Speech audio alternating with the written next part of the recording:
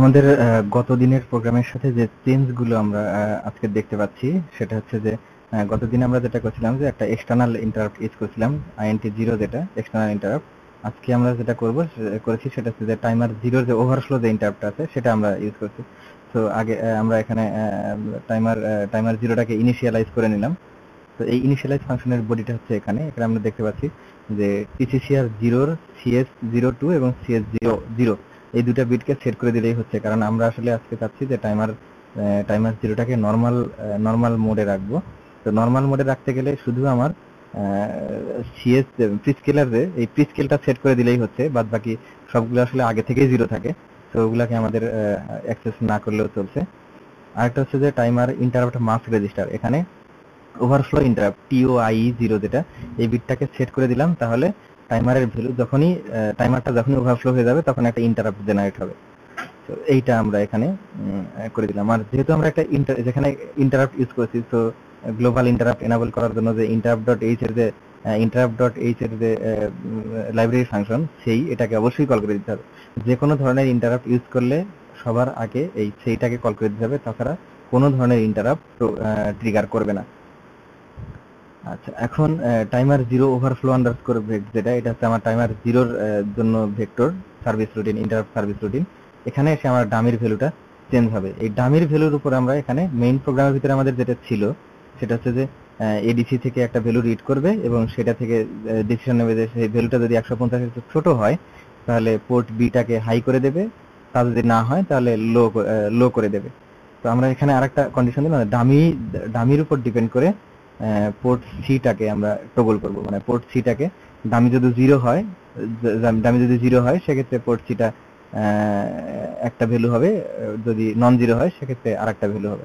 এটা আমরা দিয়ে দিলাম। এই ডামির ভ্যালুটা কখন চেঞ্জ হবে? ডামির ভ্যালুটা চেঞ্জ হবে যখন আমাদের টাইমারের যে ওভারফ্লো ইন্টারাপ্টটা, এই ওভারফ্লো ইন্টারাপ্টটা যখন ট্রিগার করবে তখন এই ডামির ভ্যালুটা চেঞ্জ হবে।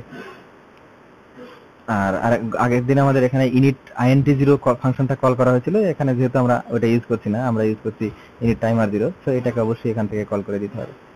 আমরা এটাকে একটু কম্পাইল করে নিই। কম্পাইল করে নিয়ে জাস্ট একটু সিমুলেশনটা দেখি যে আসলে কি হচ্ছে। এখানে দেখা যাচ্ছে যে এডিসির যে ভ্যালুটা আছে, এই এডিসির ভ্যালু অনুযায়ী এইটা চেঞ্জ হচ্ছে, আর টাইমারের যে ইন্টারাপ্ট সেটা অনুযায়ী এটা চেঞ্জ হচ্ছে। এখন আরেকটা জিনিস এখন আমরা দেখব, সেটা হচ্ছে যে টাইমারকে যদি আমি নর্মাল মোডে না রেখে সিটিসি মোডে রাখতে চাই সেক্ষেত্রে আসলে কি ঘটে। আর পিডাব্লিউএমটা আমরা নেক্সট লেসনে টাইমার 1 যখন আলোচনা করব তখন আলোচনা করব, তো এখন আমরা এটা আসছি না, এখন নর্মাল মোডটা চলে গেল। এখন আমরা দেখব সিটিসি মোডটা হচ্ছে এরকম যে ক্লিয়ার টাইমার আফটার কম্পেয়ার, অর্থাৎ টাইমারের আমাদের এখানে একটা ডাটা রেজিস্টারের দুইটা ডাটা রেজিস্টার আছে, একটা টাইমার কাউন্ট করে করে যার ভিতরে রাখবে, আর হচ্ছে কম্পেয়ার রেজিস্টার, এটা একটা ডাটা রেজিস্টার, এর ভিতরে আমরা একটা ডাটা রাইট করে দিতে পারবো। OCR0 আমরা একটা ডাটা রাইট করে দিতে পারবো, এটাও 8 বিট।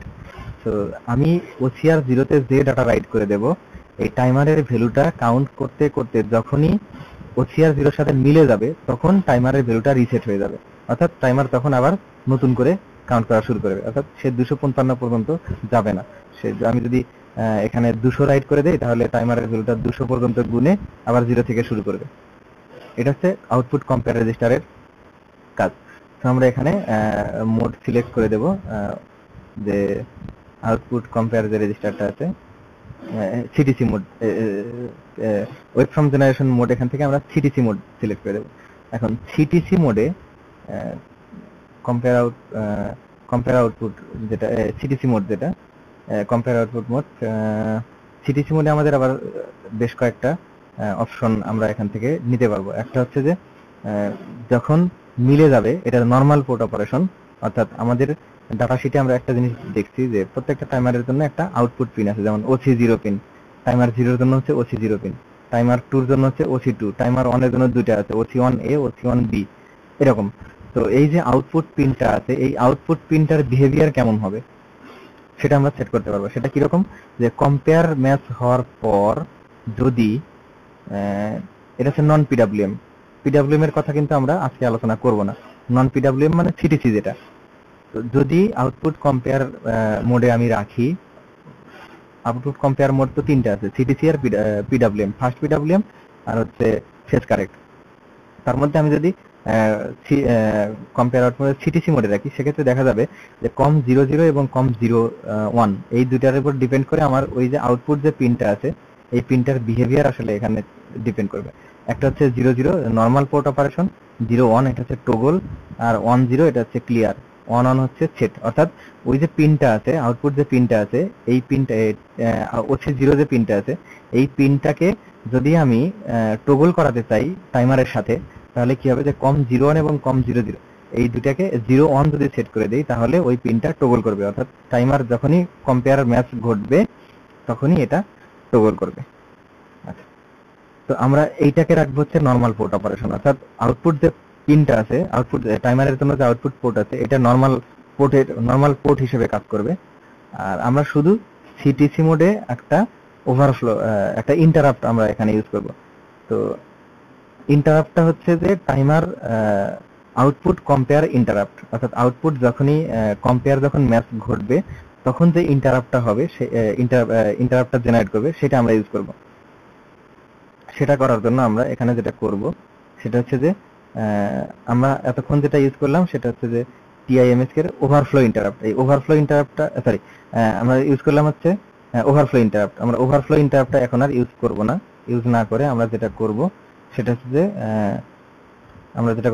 যে আউটপুট কম্পেয়ার ইন্টারাপ্টটা ইউজ করব। তো আউটপুট কম্পেয়ার ইন্টারাপ্ট যেহেতু আমরা ইউজ করতেছি, আর এখানে সিটিসি মোডে যদি রাখতে চাই তাহলে দেখা যাক সিটিসি মোডে রাখার জন্য আমাদেরকে কি করতে হবে। সিটিসি মোডে রাখার জন্য আমাদেরকে যেটা করতে হবে সেটা হচ্ছে যে ওয়েব ফ্রম জেনারেশন মোড, অর্থাৎ WGM0 এবং WGM01 আর WGM00 এই দুটা বিটকে 10, অর্থাৎ যেহেতু এটা 0 আগে থেকে 0 থাকবে, সো এটাকে ক্লিয়ার করার দরকার নেই আমার। শুধু WGM01 যে বিটটা আছে সেটাকে অ্যাক্সেস করলেই হচ্ছে।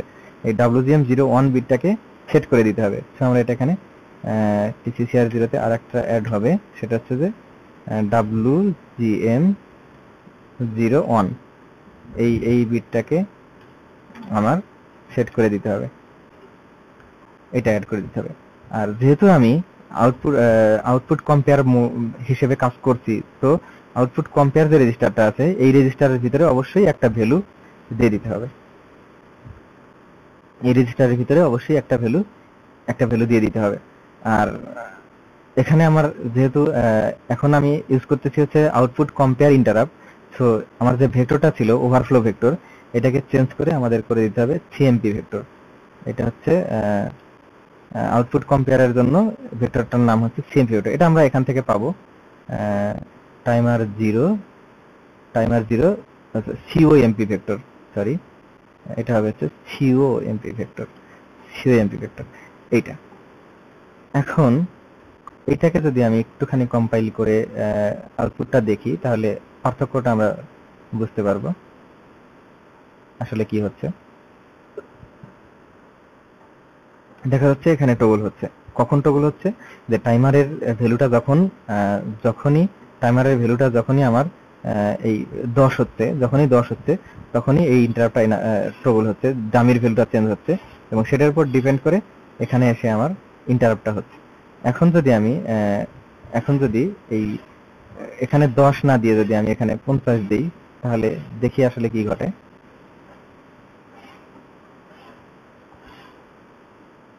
এখানে এখন যে ফ্রিকোয়েন্সিতে টগলটা হচ্ছে, আমি যদি 10 দিয়ে যদি প্লে করি তাহলে দেখা যাচ্ছে ফ্রিকোয়েন্সিটা কমে গেছে, অর্থাৎ একটা আস্তে আস্তে টগল হচ্ছে। তার মানে কি যে এতক্ষণ টাইমার কাউন্ট করতেছিল হচ্ছে 10 পর্যন্ত গিয়ে আবার 0 হয়ে যাচ্ছিল এবং তখন একটা ইন্টারাপ্ট হচ্ছিল, কিন্তু এখন কাউন্ট করতে 50 পর্যন্ত। এটাকে যদি আমি আর বাড়িয়ে দেই, 100 করে দিই, তাহলে দেখা যাক কি হয়। দেখা যাবে যে ফ্রিকোয়েন্সিটা আরো কমে গেছে এবং এটাকে যদি আমি আরো বাড়িয়ে দেই, এটাকে আমি 200 করে দেই, তাহলে কি হয় দেখি। এটাকে যখন আমি 200 করে দিলাম তখন স্পিডটা আরো কমে গেল, অর্থাৎ 200 পর্যন্ত কাউন্ট করার পর সে টাইমারটাকে ক্লিয়ার করছে এবং এখানে ইন্টারাপ্ট জেনারেট করে টগল করছে। আজকে আরেকটা জিনিস দেখবো, সেটা হচ্ছে যে সিটিসি মোডের ভিতরে আবার আমাদের আউটপুট পোর্টের যে বিহেভিয়ার সেটা আমরা নর্মাল রাখছিলাম। এখন নর্মাল না রেখে এখন এটাকে আমরা টগল পজিশনে রাখবো, অর্থাৎ তখন আউটপুট যখনই কম্পেয়ার ম্যাচ ঘটবে তখনই এই OC0 যে পিনটা আছে এটাকে টগল করবে। অর্থাৎ আমার ডাটা শিটে হচ্ছে OC0 যে পিনটা আছে এই পিনটাকে সে টগল করবে। সো এটা করার জন্য আমরা যেটা করব সেটা হচ্ছে যে COM01 এই বিটটাকে সেট করে দিতে হবে। তো COM01 বিটটাকে আমরা সেট করে দিই। এখানে আরেকটা অ্যাড করি, সেটা হচ্ছে COM01। এটাকে যদি আমি সেট করে দেই তাহলে যেটা ঘটবে, এটাকে যদি সেট করে দেই তাহলে দেখি আসলে কি ঘটে।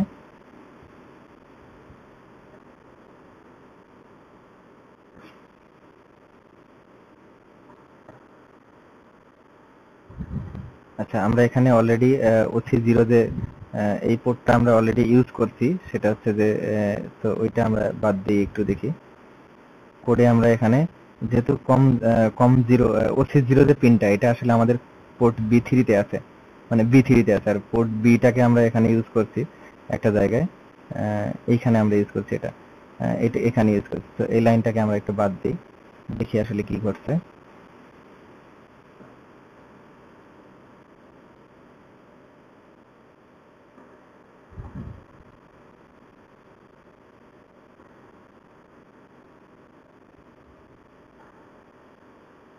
সরি, ইফটা সহ বাদ দিতে হবে,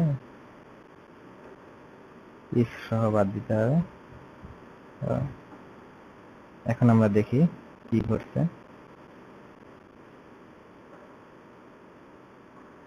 আচ্ছা, একটা প্রবলেম হচ্ছে। কি প্রবলেম হচ্ছে?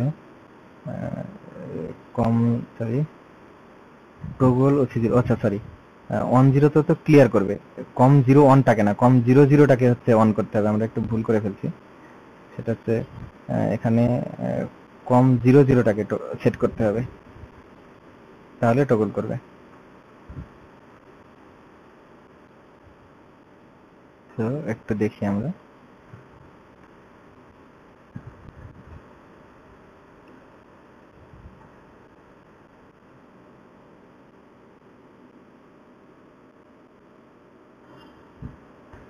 দেখা যাচ্ছে এটা টগল হচ্ছে, অর্থাৎ প্রত্যেকবার কম্পেয়ার হওয়ার সাথে সাথে কম্পেয়ার ম্যাচ যখনই করছে তখন এই বিটটা, এই পিনটা টগল করছে। তো OC0 যে পিনটা আছে এই পিনটা টগল করছে। এটা হচ্ছে আমাদের সিটিসি মোডের ব্যাপার গেল। তো নেক্সট দিন আমরা যেটা আলোচনা করব সেটা হচ্ছে যে নেক্সট দিন আমাদের থাকবে PWM এবং টাইমার 1 এর যে আলোচনা। আমি সবাইকে রিকোয়েস্ট করব সেটা হচ্ছে যে টাইমারের জন্য এক্সট্রা কোনো বই না পড়াই ভালো, দরকার হবে না আসলে। টাইমারের জন্য ATmega 32 ডাটা শিটে যে টাইমারের চ্যাপ্টারগুলো আছে এগুলো একটু ভালো করে পড়ে নিলেই হবে।